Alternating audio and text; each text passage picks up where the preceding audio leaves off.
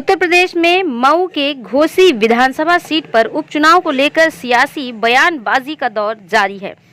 शनिवार को सीएम योगी ने मऊ में विरोधियों पर जमकर हमला बोला। उन्होंने कहा कि घोसी के उपचुनाव को वही महसूस कर पाएगा जिसने मऊ के दंगे को देखा है। जब मऊ में हत्या हो रही थी तब सपा कांग्रेस चुप थी।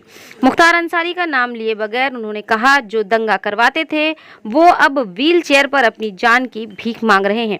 सपा ने स्टेट गेस्ट हाउस कांड करवाया। सपा सरकार में एक ही परिवार का विकास होता था। अब डबल इंजन की सरकार में बिना भेदभाव के काम हो रहा है।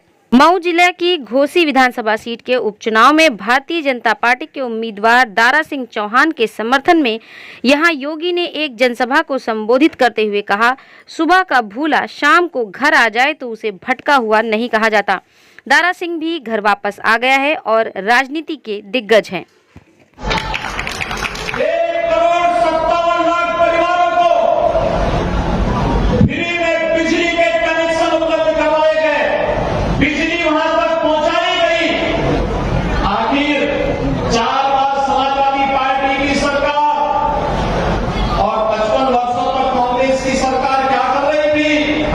क्यों नहीं ये सुविधा का लाभ वहां तक पहुंचाने का कार्य कर रही थी।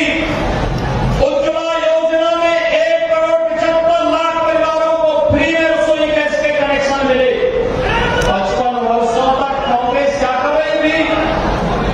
4 बार समाजवादी पार्टी की सरकार भी तब क्या कर रही थी? भाइयों बहनों, इनके पास कोई जवाब नहीं। अब तो मोदी जी ने ये भी कर दिया है कि 75 लाख नए कनेक्शन उज्ज्वला योजना के लिए गरीबों के लिए और आ गए 75 लाख और हर सिलेंडर में 200 रुपए की सब्सिडी भी हर उपभोक्ता को उपलब्ध करवाने का काम कर दिया है। आभार मोदी जी, आप गरीबों के मसीहा हैं, गरीबों के कल्याण के बारे में सोचते हैं। समाजवादी पार्टी के अध्यक्ष अपने घर में दुबक गए थे और जैसे बाहर मिली वे इंग्लैंड भागने के लिए अपना टिकट काट दिए। लेकिन भाइयों बहनों, अब मोदी जी और योगी जी ही भारतीय जनता पार्टी और अपने सहयोगी दलों के साथ आपकी सेवा के लिए कार्य करेंगे। इससे भाइयों बहनों, आज हम विकास के लिए, समृद्धि के लिए और सुरक्षा के लिए आप सबसे सहयोग मांगने के लिए आए हैं। श्री दारा सिंह चौहान जी को कमल चुनाव चिन्ह पर सभी लोग सहमत हैं? सभी लोग सहमत हैं? जहां तक मेरी आवाज जा रही है वे सभी लोग हाथ खड़ा करके बताएं। सभी लोग सहमत हैं? हम उसे रोकेंगे। दोनों डिप्टी सीएम टिके हुए हैं। दोनों डिप्टी सीएम टिके हुए हैं, कैंप कर लिए हैं यहाँ पे। देखिए, पूरी तरह से निर्वाचन राजस्व संहिता का पालन करना चाहिए। अगर ये डिप्टी सीएम या कोई मंत्री राजस्व संहिता का उल्लंघन करेंगे तो हम लोग उसका विरोध करेंगे। और यहाँ की देखिए जनता मन बना चुकी है सुधाकर सिंह को जिताने का। अगर इस तरीके से वो चुनाव में गड़बड़ियाँ करेंगे तो हमारे जितने भी समाजवादी के लोग हैं और पूरे इंडिया जो अलायंस हुआ है उसके लोग इसका जम करके विरोध करेंगे और उनको दिखा देंगे कि हमारा भी संगठन है, इंडिया के लोगों का भी संगठन है। तो पूरी तरह से हम विरोध करके ऐसा नहीं होने देंगे और लगातार हम राजस्व संहिता का पालन करते हुए जब तक यहाँ चुनाव नहीं हो जाता है और तब तक हम यहीं पर रहेंगे। वन नेशन वन इलेक्शन का आज मोदी ने उसका किया है, उस पर क्या कहेंगे? देखिए, ये भारतीय जनता पार्टी के लोग हैं, सत्ता में रहने के लिए कुछ भी कर सकते हैं। लेकिन अब हमारे जो इंडिया के 2 दिन मीटिंग हो रही है, अब जो भी उनका निर्णय लेंगे उनसे बात करके उस पर फिर हम आपसे बात कर लेंगे। केशव प्रसाद मौर्य ने कहा कि उसमें जितने लोग गए हैं जेल जाने की वजह से बचने के लिए वहाँ पे गए हैं। अच्छा, इनका इतिहास कौन नहीं जानता है।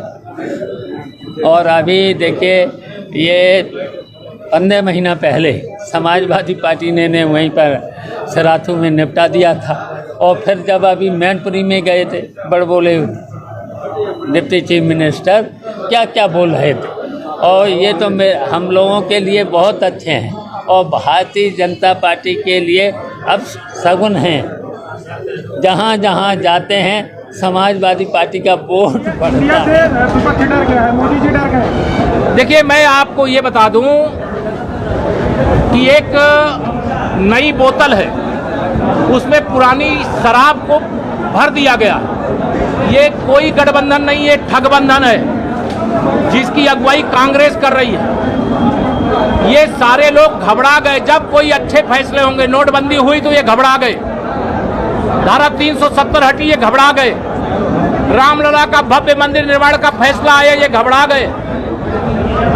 इस देश के अंदर जो भी बड़ा और कड़ा फैसला लिया जाएगा उसके खिलाफ यह सारा विपक्ष एकजुट होता है, हो हल्ला करता है।